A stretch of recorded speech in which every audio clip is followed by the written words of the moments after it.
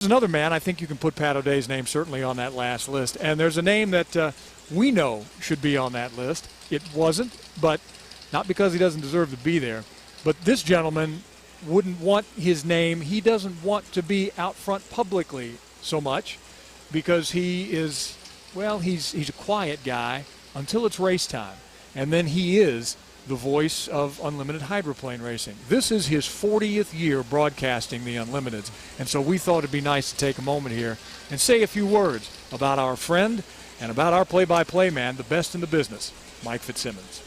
Think about all the unlimited hydroplane races. There's more air under the boat than there is over it, it seems sometimes. All the scary moments. Oh, look out for the Elam's on top of the Budweiser. Oh, my God. Elam just climbed on top of the Budweiser. All of the great victories. Checkered flag goes out. Oh, boy, Umberto wins the Chevrolet Cup at Seafair. All of the memories over the last 40 years. Then think of the man who's seen them all, has broadcast every one for the past 4 decades. That is Mike Fitzimmons. Either the Budweiser, the Miller, or the 7-Eleven. From the time he heard the Thunderboats roar around Lake Washington as a kid, Mike was hooked. They come through that corner. With his passion for the sport and its history, he has called the action all across the country and beyond. Mike Fitzimmons, however, is about more than turbans and rooster tails.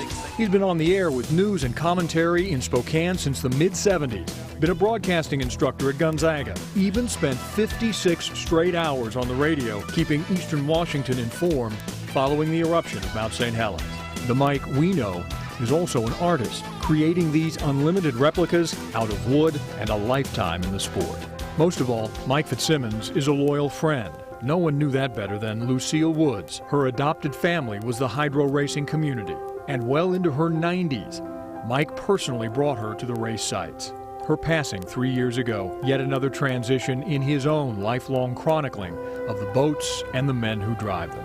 Mike once wrote, "Nostalgia is perhaps an admission that the best of what we once were hasn't survived intact over the decades when we look at what we have become."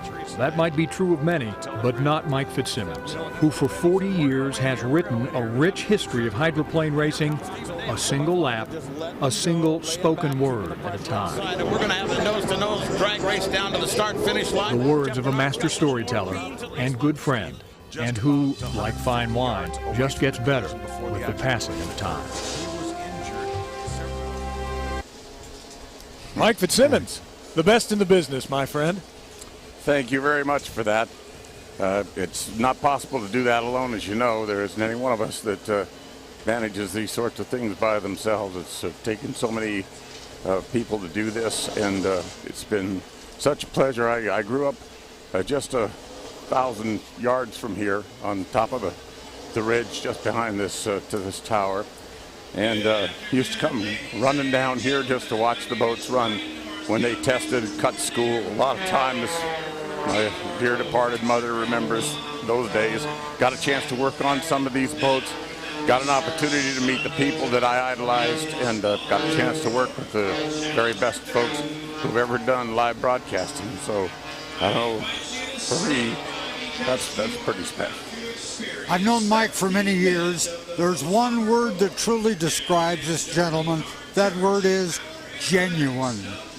I would add to that, Patrick, professional. I don't know that I have ever known a guy who is so prepared, who is so professional, and for those of us who watch him perform every year, it's just amazing. Well, let me add knowledgeable, because when I was driving on a Friday or a Saturday, I would seek Mike out and say, "What did you see, Mike?" Because he could see weaknesses in drivers, he could see weaknesses in boats, and I would seek his counsel on maybe where I could find an opportunity. He really knows the sport better than anybody. Mike, I know you've been asked this before, but in your 4 decades of just broadcasting and a lifetime in this sport, do you have a couple of moments that are so memorable for you that you just say, this is what this sport, these people have been all about for me? Well, I've always liked the underdog, and when people who weren't supposed to win managed to rise above everyone's expectations, that was always very special. I think that's kind of a typical American thing to do, to aspire to rise above what's possible or what's believed to be possible. And those were the best memories in boat racing. And sometimes they didn't walk away with trophies. They just walked away having learned something special about life.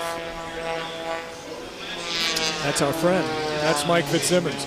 He is the voice of our broadcasts every year, and we're just so proud to have him with us. And Michael, again, another bang-up job this year. But listen, before everybody pats you on the back and before you think you're done, we've still got a lot of work here yet today. So let's get set. We've got some more racing to do, but congratulations on 40 years, and here's to 40 more.